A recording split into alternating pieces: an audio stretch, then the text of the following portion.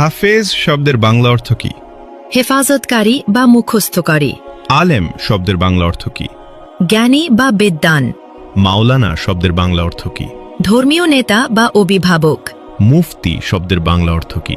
ধর্মীয় আইন বিশেষজ্ঞ। শয়তান সবচেয়ে বেশি কাকে ভয় পেতেন? হযরত উমর রাদিয়াল্লাহ। হাদিসে কাকে সর্বশ্রেষ্ঠ মানুষ বলা হয়েছে? যে কোরআন শেখে ও অন্যকে শেখায়। সালাতের পর কি পড়লে গুনাহ মাফ হয়? আস্তাগফিরুল্লাহ। হযরত মুহাম্মদ সাল্লাল্লাহু আলাইহি ওয়াসাল্লামের সাথে সর্বপ্রথম কোন প্রাণী কথা বলেছিল? উট। নফল শব্দের অর্থ কি? ঐচ্ছিক ইবাদত। রাসূল শব্দের অর্থ কি? আল্লাহর প্রেরিত দূত। নবী শব্দের অর্থ কি? ওহীপ্রাপ্ত বার্তাবাহক। হালাল শব্দের অর্থ কি? বৈধ বা অনুমোদিত। হারাম শব্দের অর্থ কি?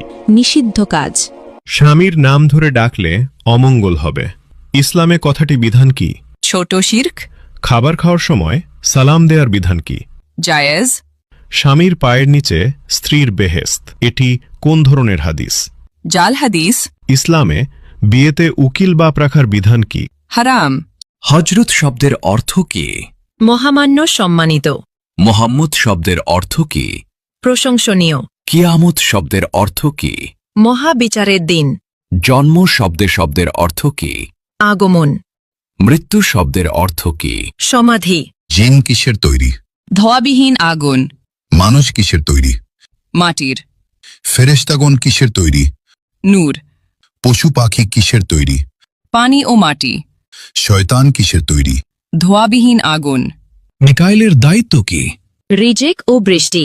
ইসরাফিলের দায়িত্ব কি? সিঙ্গায় ফুক দেবেন। জিব্রাইলের কাজ কি? ওহী পৌঁছানো। আজরাইলের দায়িত্ব কি? মৃত্যু দেওয়া। কিয়ামতের দিন সিঙ্গায় কয়বার ফুঁক দেওয়া হবে? 2 বার। হজরত সুলাইমান আলাইহিসসালামের কতজন সন্তান ছিল?